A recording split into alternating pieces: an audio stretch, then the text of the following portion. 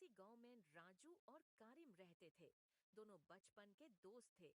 राजू हिंदू था और करीम मुसलमान, लेकिन इनकी दोस्ती सब धर्मों से ऊपर थी।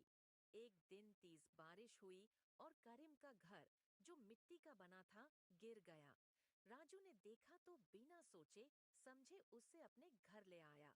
कुछ लोगों ने टोका, तुम्हारे माँ बाप क्या कहेंगे? राजू ने बस इतना कहा, दोस्त सिर्फ सुख में नहीं, दुख में साथ आता है।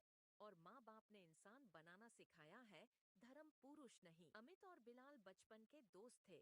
हर मकर संक्रांति पर दोनों मिलकर पतंग उड़ाते थे। अमित के पास हमेशा बेहतर पतंग होती, लेकिन धागा बिलाल का सबसे मजबूत होता। एक साल अमित ने सोचा, मैं अपने आप ही उड़ाता हूँ, मुझे बिलाल की जरूरत नहीं। उसने अपना पतंग और एक सस्ता धागा लिया। पतंग उड़ा तो गई, लेकिन थोड़ी देर में ही टूट गई।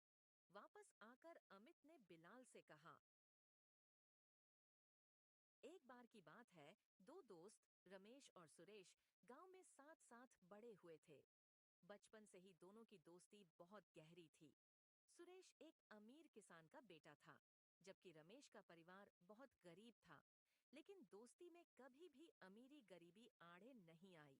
दोनों एक ही स्कूल में पढ़ते, एक ही खेल खेलते और एक ही पेड़ के नीचे बैठकर अपने सपने साझा करते। सुरेश का सपना था बड़ा बिजनेसमैन बनना, जबकि रमेश डॉक्टर बनकर गांव के गरीबों की सेवा करना चाहता था। समय बीता और स्कूल खत्म हुआ।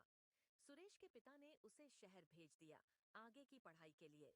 लेकिन रमेश के पास इतने पैसे नहीं थे कि वह शहर जाकर पढ़ सके। रमेश ने गांव में रहकर खेतों में काम करना शुरू कर दिया और किताबें उधार लेकर खुद पढ़ाई करता रहा। तीन दोस्त राम, श्याम और गणेश बचपन से बहुत अच्छे दोस्त थे। एक दिन गांव में अकाल पड़ गया। लोगों ने दूसरे गांवों की ओर जाना शुरू कर दिया। तीनों ने तय किया कि वे साथ रहेंगे और एक नया गांव बसाएंगे। कई लोगों ने कहा, तुम लोग अलग अलग जाओगे तो जल्दी काम मिलेगा। लेकिन उन्होंने कहा, हम साथ रहेंगे चाहे मुश्किलें आए। कड़ी मेहनत से उन्होंने एक छोटा खेत तैयार किया, पेड़ लगाए और एक छोटी सी झोपड़ी बनाई। कुछ सालों में वह इलाका हरियाली से भर गया और उनका गांव बस गया। आज भी लोग उन्हें तीन स्तंभ कहकर याद करते हैं। बहुत समय पहले की बात है। एक छोटे से गांव के किनारे एक पुराना खंडहर हुआ करता था। गांव के बुजुर्ग कहते थे कि वहां रात के समय कोई नहीं जाता, क्योंकि वहां एक चुड़ैल का साया है। गांव में एक युवक था, अर्जुन। उसे इन बातों पर विश्वास नहीं था। उसने सोचा कि ये सब सिर्फ डराने के लिए कहा जाता है। एक दिन उसने अपने दोस्तों को चैलेंज दिया कि वो उस खंडहर में रात बिताएगा।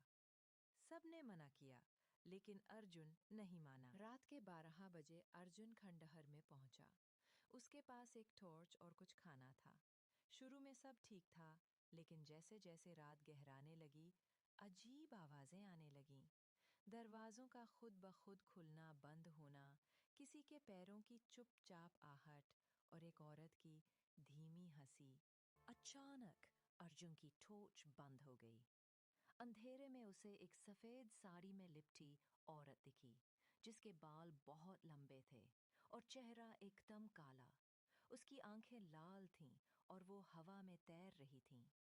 अर्जुन डर से कांपने लगा। तभी चुड़ैल बोली, तूने मेरी नींद क्यों तोड़ी? अर्जुन किसी तरह